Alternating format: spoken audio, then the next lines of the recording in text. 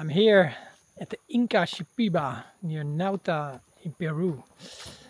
And at this place I will be doing 4 ayahuasca ceremonies the next coming 10 days.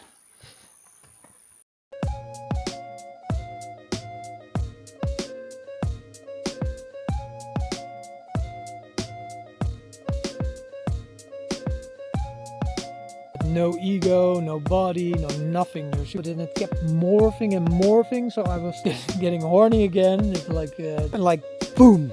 I got sucked into like a weird ass void, like from. Shall we vaporize you? Shall we?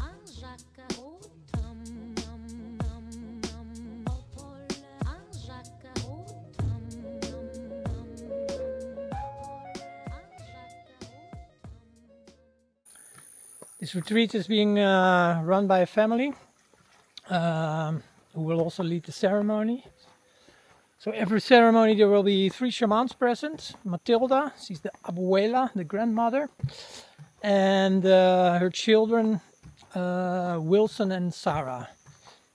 They only speak Spanish, so there will also be a facilitator present to translate. Her name is Lina, and she will also help you during the ceremony, like if you need to pee and you cannot get up, or if you're having a bad trip and you need help. She will translate and help you out.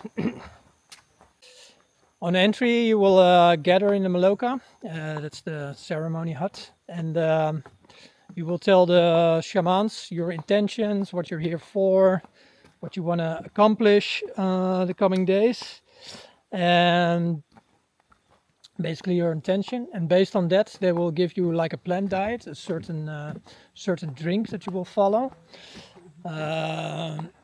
and after that you will be asked to do a purge, and you can either do a combo purge, that's like frog poison, or a tobacco purge. I will be doing the tobacco purge. The ceremonies itself will take place every other day. On the days that you don't have a ceremony, you sleep in your Tambo, or hut for that matter. I'm heading there now. And you will have 3 meals a day. The days of the ceremony itself, you will have 2 meals a day. You will have your last meal at 12, so you don't eat after that. The afternoon you have time to relax. 5 o'clock you gather to do a flower bath for protection, and at 8 o'clock you will take the ayahuasca, and the ceremony will take place in the Maloka, the big hut. I will make a video of that later, and you will have the ceremony there and sleep there as well together.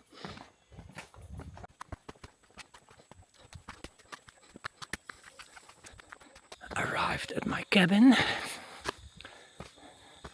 and it looks great. I'll give you the tour.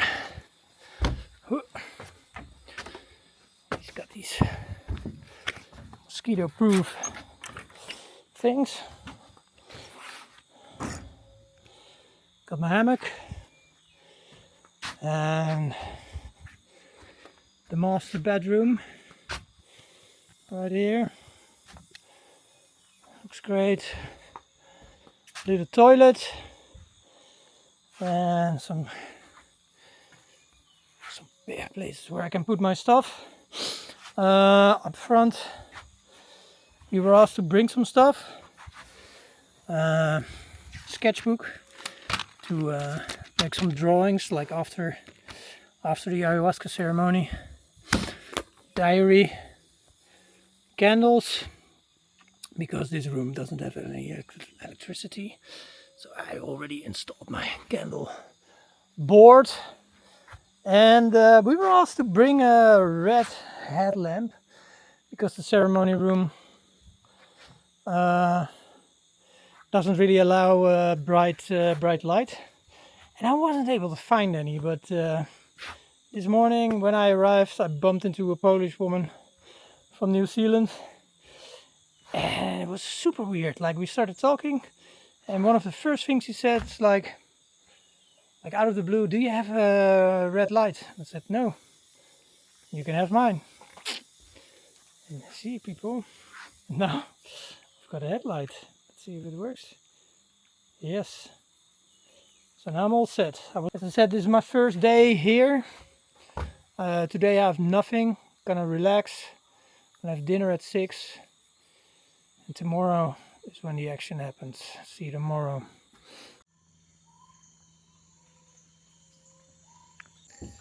6:30 in the morning. Slept pretty well. But well, I had to get adjusted to sleeping in the pitch black, hearing noises everywhere. Like in the middle of the night, I kept hearing like flapping around, but really close to my bed. I woke up a couple times and I was shining a light, but I couldn't see anything. But I guess it was bats. Like in the middle of the night, I also all of a sudden heard cans and things falling in the toilet. So I looked and I found the one who did it. This fellow right here. He bumped over all my shit.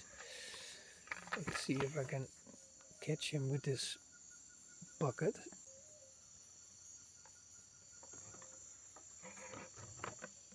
Ah!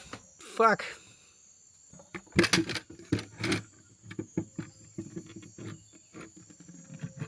I got him. Yes.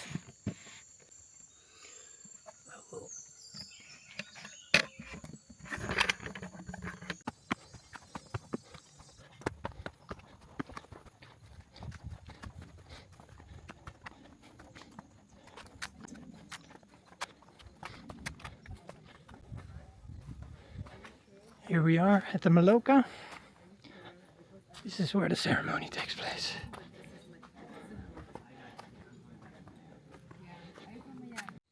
I'm here in the Maloka. It's really impressive. This is the hut the ceremony takes place. See there in the middle?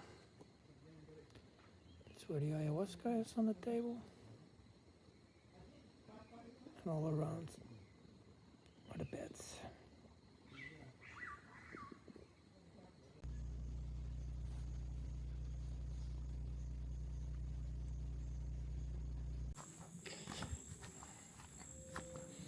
So this is a place in the center of the Inca Shipiba retreat.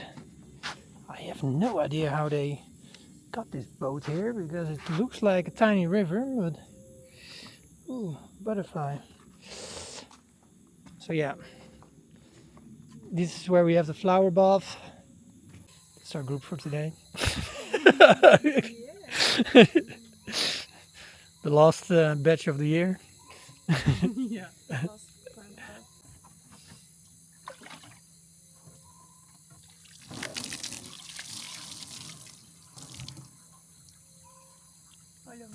Sí, eso.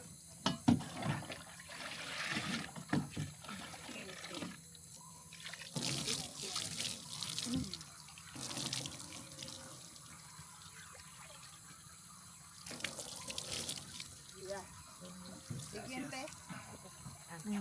Yeah. It's 5:30 p.m. I just had my flower bath. Petals are still here, as you can see. And now I have a break until 7. At 7 we're gonna gather at the Maloka and we'll start the first ayahuasca ceremony. I am getting a little bit nervous, but yeah, I guess we just need to let it go. My intention goes as follows. Mother Ayahuasca, I sit here before you, humble and with the uttermost respect. I want to ask you to please approach me gently and with love. I am here to learn, I am here to heal, so please show me what it is that I need. I specifically asked to be treated gently, just, yeah, that's for my own, I don't know, because I'm a little bit anxious, a little bit, yeah, and a little bit nervous. So I just ask Mother Ayahuasca to bring it with love, and we'll see what happens. All right, I will talk to you after the first ceremony, and I will share my thoughts. See you in a bit. So it's the day after. We all slept together in the Maloka. So I wasn't able to film right after, but I don't think I was able to anyways. So in the morning I wrote a bunch of my thoughts down because like a lot happened and it went from poop, poop, poop, from here to there. So I think I also forgot a bunch. Yeah, but first things first, we gathered at like 7 o'clock in the Maloka, where we all set our intention, and you share that with the group. And after that, at 8 o'clock, you take the ayahuasca, and they tell you like if you want more, we'll offer another round at like 10 o'clock. I didn't do that. Yeah, so we took it at 8. We were waiting, and I think it was already like after half an hour that I started to feel it, and it came in pretty hard, like strong visuals. Kind of got me a little bit scary because it was already a lot more visual than my last time, and yeah, but immediately after it got so strong, it like went away, and like I got a message like, okay, it's fine, you're safe, blah blah blah blah. And then yeah, we went for it. But self-love was mostly like the theme. I mean, it was kind of, well, funny. I mean, I set my intention like really generic, but basically self-love was the thing I wanted to go deeper on in next sessions. It's not that I hate myself, but I mean, I just struggle a lot with my self-esteem, I guess, from time to time. So we discussed that a lot, and I got like a lot of remarks that I should be gentle to myself and should be nice to myself, and that I'm a beautiful person, and that it's fine, and it didn't need any work because I was already doing it. Like I mean, there's a lot of voices in my head. Like, it's because I was like 20, 25 kilos more that you start talking like, oh, you're not worth it, or you're fat, or whatever. And it's really hard to shut that voice down, I guess. And but like ayahuasca confirmed, like, look at you, you're like how you did this preparation, you lost so many kilos, you're getting in shape, you're following the right path. Just make sure that you stay on it, because that's your downfall, and that has to do with the addiction. That must be because like off and on I just slip back into old habits. Um, yeah, during that time, like in total, because I've got an aura ring, so I could track like when I went to sleep, there was like 1:30. So all in all, 5.5 hours since intake. And in the end, I was really, really done. I wanted to sleep, but I couldn't. But yeah, I kind of just let go. And but let's see, do we have any more? So yeah, yeah, that was kind of funny. Yeah, she kept joking with me, so it was a kind of maybe also to put me at ease. But like, I kept squirming and doing weird stuff with my legs and hands, and I was like, why am I doing this? Like after 2 hours, it's like, yeah, no, I just like to see you do this. I think it's fun. She kept making weird jokes like that. Like then there was like a lesson, like stay on the right track. Like you are your own worst enemy. And then all of a sudden, like a song from Lit started playing, "Your Own Worst Enemy." I'll put it in here. It was more like, yeah, just a funny way to show the lesson, I guess. I did get a lesson about my trichotillomania. It's like when you pluck your beard or hairs. I get really obsessive about that when I like drink alcohol or I'm nervous or use drugs mainly. But so ayahuasca, like every time I wanted to touch my beard or wanted to pluck a hair, like both my hands cramped up like really hard. And there was also one thing that came back a lot, like you have free will, you have free will. Because at one point, I almost had to do it. Like she started challenging me, like you need to scream out loud something. I can't remember what. Like you need to scream it out loud, and she got a little bit angry. And I was like, no, man, I cannot do that. I cannot do that. Everybody's quiet, and you want me to scream out loud here?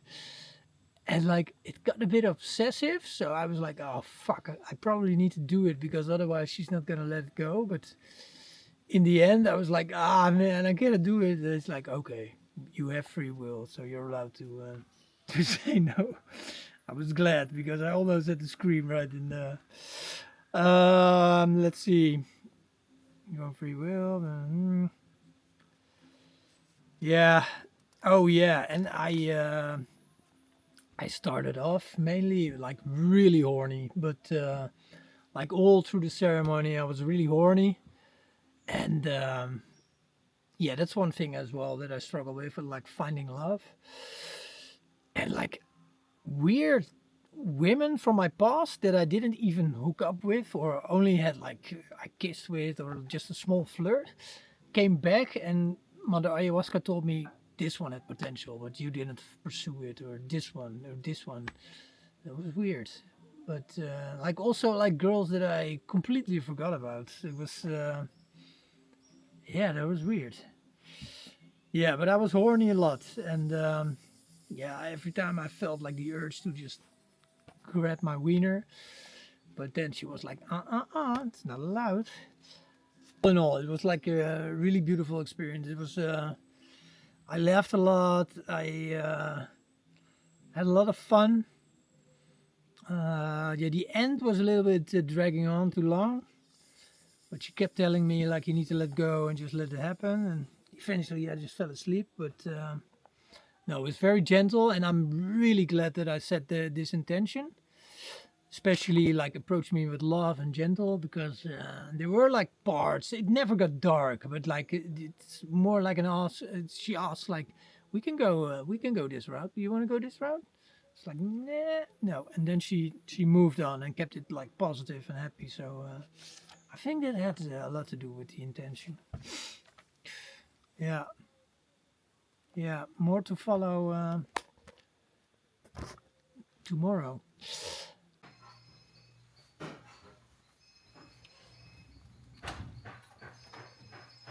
Overview of the camp. We are here in the common area. Best time of the day. It's time to eat. She was like, Especially Lucien is always looking forward to this moment. shadow cleaning you. Spoon. Yeah, last ceremony is gonna be the 25th. So we have this. We have One night in Egypt oatmeal, because, 25 there's gonna be no bread. That's a treat, and eggs. We will eat 24. We love eggs, but no salt and pepper. El río se lleva con alegría todos mis apegos.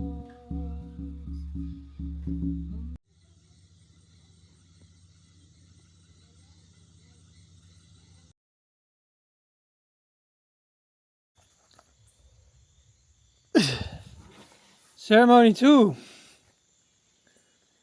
Oh, first of all, I'm drained. This was a lot more intense than the previous one. Let's see. I started off with setting the intention. It was a little bit similar as the previous one. I asked ayahuasca to be gentle and approach me with love, but I said that I wanted to explore happiness, and that was my generic saying of the intention. I mean, deep inside, I was focusing on like I struggle with feeling happiness, and it's like something is missing. It's like I'm never depressed or anything like that, but I'm also never really happy. So I was curious, like, what is up with that? Can yeah. So that was my intention. First hour, and basically that lasted for 7 hours because I checked my aura ring. I fell asleep at 3:15, so this session was a lot longer, like 7 hours, I think. Oof! And first hour, I was like super horny. I just couldn't I couldn't resist like touching myself, and felt a little bit awkward, but yeah, and it felt like really good. It felt really good. It was like if I was like on an ecstasy bus, but it kept going.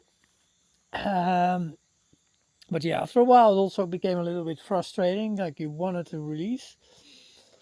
Um, and then all of a sudden, it started to switch to become a little bit darker. Really felt like ayahuasca was testing my human brain limit capacity.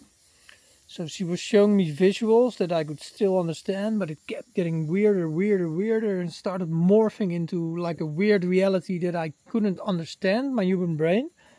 And then it got scary because I felt like I was losing control. But at the exact moment that I was afraid about losing control, it switched back and it toggled back to the horniness. So I was back into the super horniness.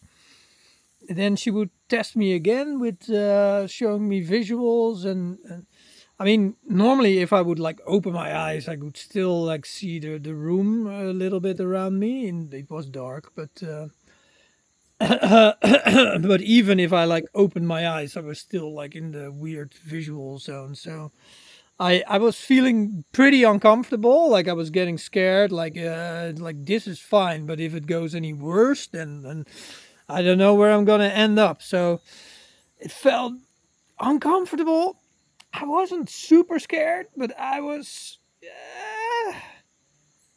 not feeling good. Let's put it like that. And at one point, I got a really strong message that I was gonna find love between now and 6 months, and that I would even like impregnate somebody within 6 months. So, kind of curious what that is all about. Well, we'll see what happens. And yeah, as I said, my intention was like happiness. And at one point, it was very clear. Ayahuasca told me the fact that you're never feeling really happy is because you haven't found your soulmate yet. And that's why you always feel like you have a missing part. And I don't know, I kind of, yeah, kind of makes sense. We also had also had a talk about manifestation. Um, and she explained me that everything is possible and that there are like multiple timelines that exist. And the weird thing is like there's a couple here that's traveling for like a year, and I already had that earlier, like when I met them. It's like weird. They have a lot of similarities with like a couple that I met 3 years ago during traveling. Like they were also traveling for like a year, etc., etc. And I heard the girl saying remarks about like marrying, and I was like, wait, this sounds familiar. The other girl did that too. And there were a couple more things, and the guy back then I asked like all of a sudden because like I had a strong urge to do so. I asked him like, are you gonna propose to her at the end of the trip? And he said no, not sure. But eventually on Instagram I saw that he proposed to her, and I got a really strong urge that this guy is gonna do the same. So yeah, and ayahuasca told me like deja vus are real, but it's more like it's a different timeline, and you just recognize something that looks familiar. And she said, yeah, yeah, she said she's creating like multiple paths. Yeah, you get the gist. When I hit my peak, like 3 or 4 hours in, when that was over, I felt comfortable in these again. I was still like super horny and I was still super weird, and I went from left to right, but that's when I felt safe because I knew that it was not going to get any weirder. So I felt comfortable again. I was drained, but I was not scared at all anymore. So that stopped. I never was really scared, but I was just not comfortable. Yeah, and the same she showed me, like the path that I followed to get here was like already set in stone, and she explained me how. Like I was in Colombia, and I met a girl over there, and I was looking for ayahuasca retreats, but I couldn't find a decent one. And I bumped into a girl, and she said, "Oh, I just did ayahuasca last year, and this and this and this resort." So I immediately felt there was a sign to get here. And right after I met that girl, I went for a walk, and I came across a sign. It was standing there somewhere. It's this picture. It said, "Lo siento, perdón, gracia, te amo." It took me a while to process it, but then I started translating it, and I was like, "Hey, this is Ho'oponopono." It's like, uh, yeah, I don't know what it is in English because I only know the Dutch version, but it's a way to forgive yourself. Um, and at one point, at the end of the ceremony, like the facilitator Lina started singing a Ho'oponopono song, and she started to sing these Spanish lyrics, but then in English. And I was like, "Hey!" And ayahuasca said, this is not a coincidence. Like everything was already, I already set everything in motion to get you here, and it was all your own manifestations, but I just made sure you ended up here because you already also manifested coming here. And she said, I got you here also to find love, I guess. So, yeah, we'll see. We'll see. I might, I might have been also just high as fuck. So, yeah, who knows? It was very interesting, to say the least. Yeah, I'm not sure I will go into the next ceremony because I was a little bit uncomfortable because of the huge amount of visuals, but I don't know. We just have to own it, I guess. And yeah, no, I mean, this session really had like more life lessons to me. So it was good. See you in the next one.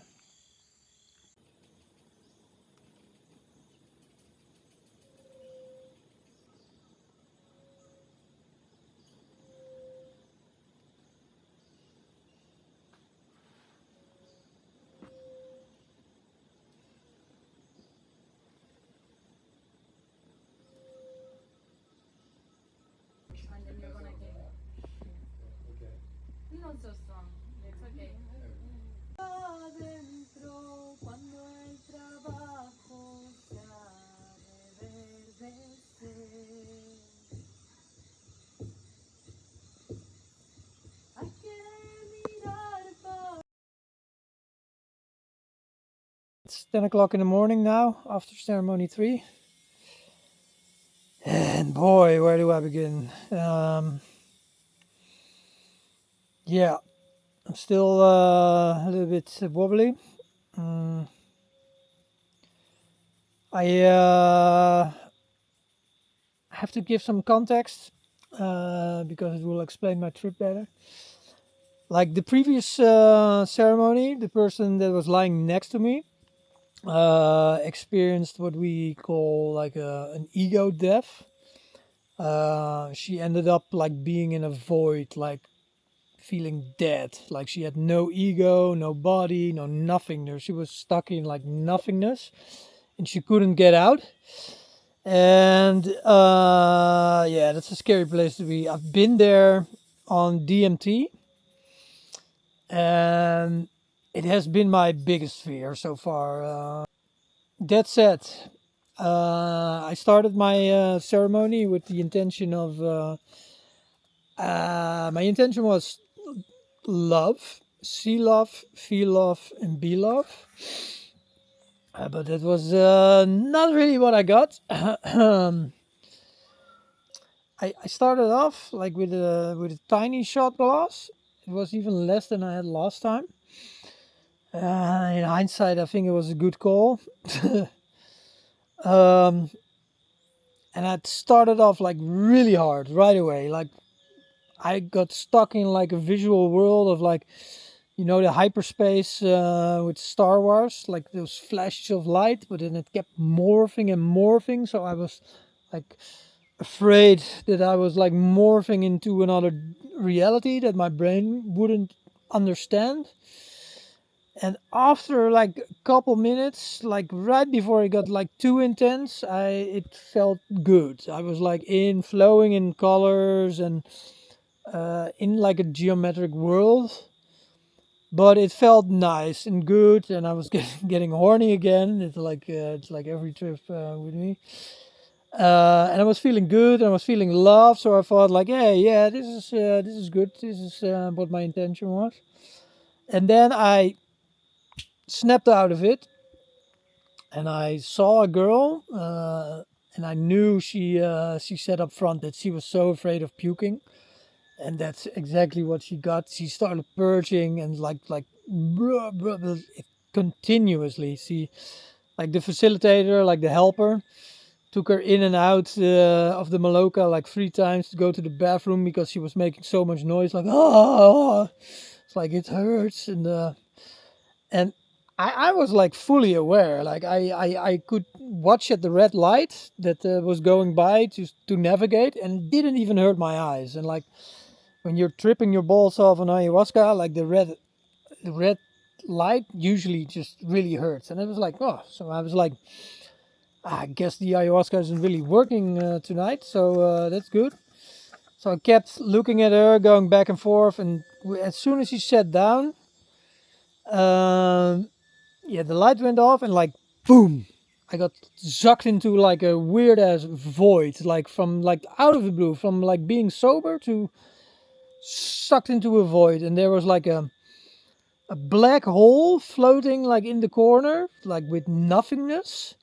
And ayahuasca whispered to me, shall we vaporize you? Shall we come into this void, and I will give you the same experience that the person next to you had? And I was like, no, I don't want to go into the void. I don't want to be in nothingness. And she said like, yeah, but let go, just let go, just let go. And normally when ayahuasca asked me that, I let go and I surrender to the experience. But I knew if I would surrender, I would get sucked into that void. So I didn't, and I kept like fighting against it, and like after a while, like visions from my previous trip came back. Like I have free will. That was one of the teachings from my previous trip. It's like I have free will. I have free will, and it's like I said, like I decide that I don't want to go in there. That's my free will, and then it was gone. And then I went back into horniness and feeling love, etc. But I felt really uncomfortable. And then I got sucked into again, and she came with the same question, like, do you step into the void? Let go, come into the void, like, let's vaporize you. And it was super intense. You know, I just had, I kept finding new ways to move away from that black hole, and it took a lot of energy. Yeah, and that's like off and on, like going back to horniness and feeling love, that kept pulling me back to like weird places where I had really difficulty like grasping reality. Like even when I had my eyes open, I could still see the visuals, and it was like, at first, like I was in a room that kind of made sense, and that started morphing again, and like and slowly, like I was like get into the void, and it was getting darker again, like that I saw like darkness, and yeah, but I was kind of calm and afraid at the same time, um, because I knew I just had to stay calm and like navigate my way through it. And eventually, like I did, but it was like continuous, like 5 to 10 times that she kept offering me, like, come into the darkness, into the void, like, let's, oof. And it was heavy and intense, but like in reality, it took like 2 hours max. And then I started to calm down. And when I came down, I immediately knew, like, I'm not going back into that weird place. I felt like the power of the ayahuasca was slowly leaving. So at that point, I wasn't afraid anymore, but I was like more like God grasping, like, why the fuck did you do this to me? You know, like this was not fun. This was not intense. This wasn't a learning experience. And then, like after a couple hours of more lingering, because I couldn't really sleep, I got a message, and it was uh, I was I'm sorry I had to put you through this, but your intention before your intention that you first gave to the shamans when you entered was like you wanted to you expressed that you had trouble with addiction in the past, and you said you had it uh, beat, but you have problems staying on the right track. So I needed guidance to stay on the right track. And she said she was putting me through this, sorry for that, but to make me more resilient, to not slip back in old habits, and make me more resilient to what was gonna come, to beat any addiction or stay on the right path. So in the end, it made sense, and it was actually also kind of beautiful, but it was not a nice place to be. I mean, yeah, it really said to me, like, I had to show you the ego death of the person next to you to unlock your biggest fear, so I could use that fear to test you and put you to the test. Yeah, heavy. It was like a good lesson, but heavy. I now need some time to think this through, and talk to you in a bit. Thank you. It's an impressive place to be. You're actually also on the days that you're not having a ceremony, you're also allowed to sleep in the Maloka. So that's quite nice.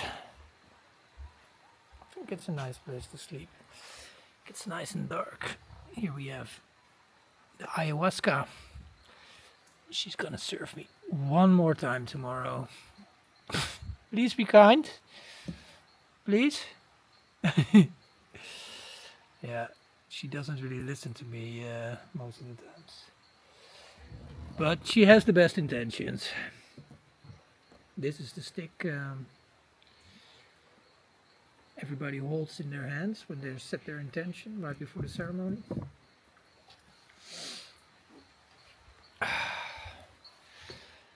And for me, it's now day 7. Tomorrow is my last ceremony. Looking forward to it, but I'm also, yeah, I know after this one, I'm ready to leave. Some people are here for 30 days. Today, a Dutch guy left that I'm gonna talk to in Iquitos in a couple days when I go back. He was here for 25 days.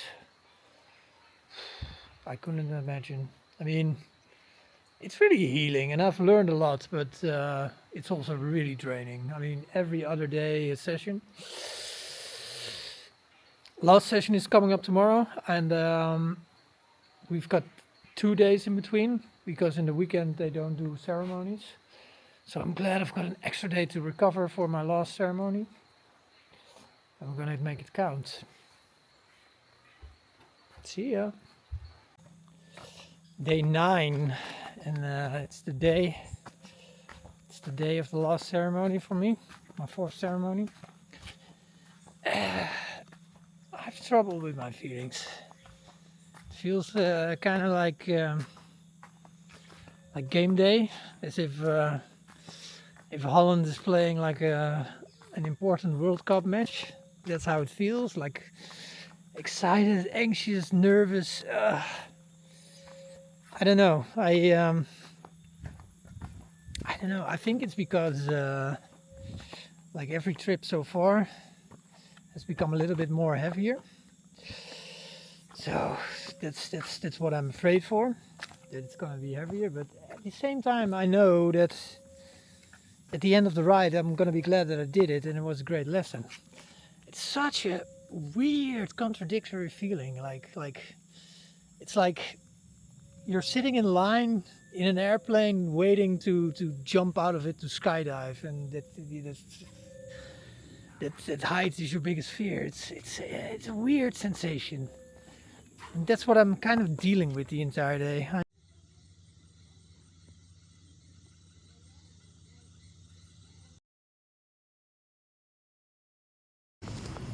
So, a report for ceremony number 4. As you can tell, I'm not in the Inca Shipiba retreat anymore. I'm currently in Lima, and the last ceremony didn't go as planned. You could see in the previous clips that I was getting anxious right before the ceremony, and we gathered like an hour before the intake of the ayahuasca, and I was starting to get really nervous. I started debating with myself. My body started to complain, like, no, I cannot, I don't want this, I don't want this. So at first I said to myself, okay, I'll do a little bit less. And I got up for an anxious pee, and I put my headlight on, and there was like a huge ass spider like right next to my head in my in my bed, and then that freaked me out so much. So I decided to turn it down a notch a little more and only take half. So it took half, and I started to calm down a little. And I figured I wouldn't have like a good report for you guys, but in the end it was a nice experience, because I was definitely feeling a buzz, but not enough to have strong visions or anything. But I spent a good night observing mainly Lena, helping others out, and it was nice. I mean, there was a lot going on, and that is what I'm gonna tell you guys about. So yeah, for me personally, it was mostly a nice experience to view Lena. She's the facilitator, so she was taking care of everybody, and boy, she was kept busy that night. So there were 2 new people. From one of them, let's call him Mr. X. It was his first day, and I had a little talk with him right before the ceremony. And I figured already like he was wildly unprepared. Like I asked him about his intention, and he asked me like, what is an intention? So I was like, oof, I'm not sure if you're properly prepared. And that showed during the ceremony. Like half an hour in, I was right next to him, and he started to grunt like, oh my god, I'm so hot, and he was getting really hot. So Lena came over trying to help him out, and he was going hard really fast. Like within an hour he was like shirtless, and he asked like, pour water over me, I'm too hot. And he was struggling for like the first hour, like asking like, how long is this gonna take, etc. And like after an hour, I guess, he started to become quiet. So I thought he was doing well. and I started observing like whatever was going on. It was beautiful to see because like every time someone was struggling or needed help with anything, like Lina was jumping from one place to another, and yeah, that was really nice to see. So we were approaching like the end of the ceremony. That's around 12 o'clock, and before that, like the family is singing Icarus songs, and it started to quiet down. And then at 12 o'clock, Lina picks up her guitar and starts playing like really gentle songs. So it's really nice, especially when you're also just coming down. You're just like enjoying it, but. That's when our Mr. X woke up again. He started like saying like, please stop playing music. I mean, you're killing me. You're killing me. I cannot take it anymore. So Lina would come up to him and said like, yeah, okay, I get that you're feeling bad, but I cannot just break off the ceremony like that. There are other people that are enjoying it. I'm gonna play one more song, and then you can go to bed. So he was like, okay. So she started playing a song, and he got mental. Like he said, no, I need to leave. So he got up and he walked out of the Maloka, and people started following, like, chill, man, chill down. It's only one song. Just calm down. And he's like, no, I'm going back to my hut. And it's like, everybody was like, you're in no condition to go to your hut right now. Just stay here. So now he walked outside, started puking again, and yeah, he kept flashing his phone, so it was super annoying because it was really bright light and everybody was like, it hurt their eyes. So they walked outside with him. Like another guy came with Lina, and I was also on edge. Like I was just listening what was going on, and they were outside. They were eventually they decided to bring him back to his hut. And when they were walking there, like they were like 20 meters away from their hut, and he started to become paranoid. Like, no, I don't want to come with you. I don't trust you. He was telling that against Lina, and he started to scream. And I heard those screams. And apparently, at that moment, he grabbed the other guy by the throat. But yeah, he was not really a strong guy, and the other one was pretty strong. So he pushed him away and he said, look man, you really need to settle down.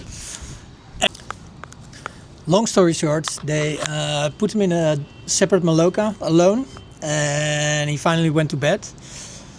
But here it is. Next morning, we didn't see him yet.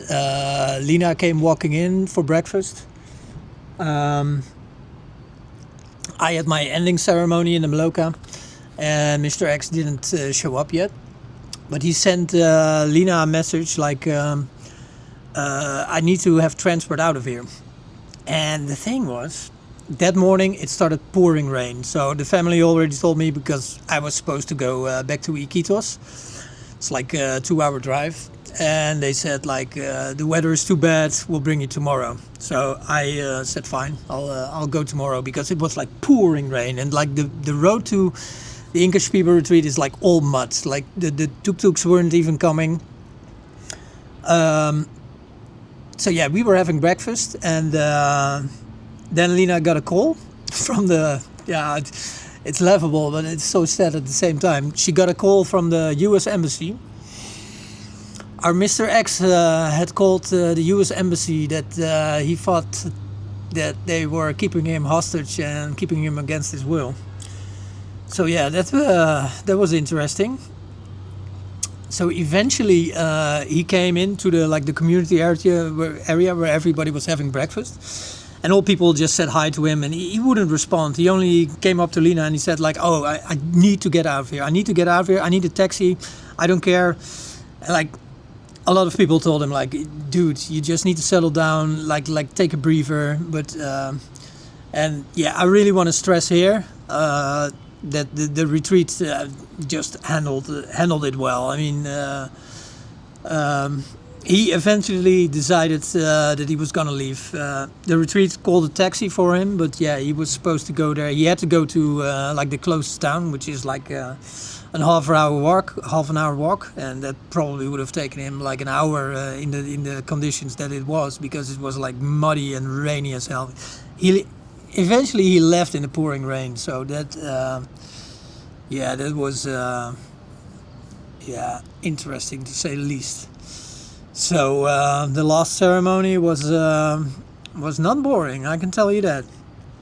A closing ceremony. So the family would start sing a song for me.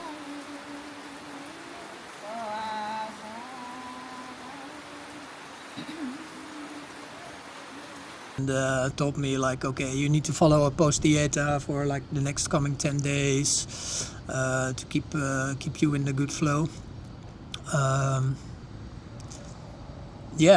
So for me it was a beautiful closing. I ended up staying for one more day, and I left together the next day with Lina, and I will show you a clip now how muddy it was. So and imagine that it was like 5 times worse like the day before. Going off road, oh fuck.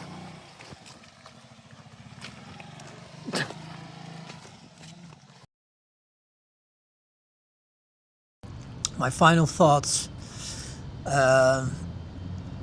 I look back my previous report reviews before filming this one, and in hindsight, I mean the ayahuasca was like building up like lessons that I needed later. And if I look back on it now, like the first ceremony, I was really having a good time, but I was kind of disappointed because I didn't really find any like deep life lessons. Second one, I was also enjoying it like 90%. But in hindsight, I wasn't appreciating, I guess, how gentle those ceremonies were, because the third one was like really heavy, really strong. But I guess I needed it. I mean, it was the only way to teach me some hard life lessons, I guess. And I'm not bummed out that I didn't do the last ceremony. I think I got what I came for. Yeah, and I learned a lot. I truly feel reborn. Would I recommend it to anyone? I guess I would never strongly recommend ayahuasca to anyone. I as they say in like the ayahuasca world, you know, like when she calls you. I did get the calling for the ayahuasca, and I was thinking about it. It's so weird because I wouldn't have missed this for the world, because I absolutely feel reborn and I absolutely feel like I got a new lease on life. But if you would ask me right now, would you right now do it again with the same result? I would still be hesitant to say a strong yes, because it is so intense.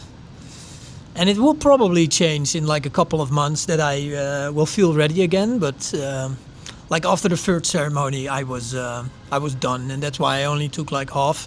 And I'm glad I did that in the end. But I would say for now, I'm done with ayahuasca. I will probably get the calling again, but this was major intense. So yeah. All in all, I mean, I changed my life again in like 6 weeks. Like 6 weeks ago, I was getting chubby again. I was like 6-7 kilos more in Colombia. I was drinking too much, partying too much, not really enjoying like my travels like I should. Like I won a bunch of money. That's why I'm traveling now, and I travel to learn new people, learn a new language, because I'm learning Spanish, and I wasn't doing that the last couple of weeks. So my transformation from the last couple of weeks plus the ceremony, like within 6 weeks I turned my life around again. Like I took the preparation really seriously. So I decided to eat clean for like 4 weeks, work out. I did like 18-hour fast every day. So it was a bit of a struggle, but I feel like I refound myself, and and like the ayahuasca ceremonies was the cherry on top, and yeah, now I do feel like reborn. So yeah, no, I would never suggest it to anyone, but if you're interested in it, go do your own research and be properly prepared, because this last ceremony has shown me that if you're not prepared, you're gonna have a bad time. Okay, I hope you guys enjoyed the video, and till we meet again.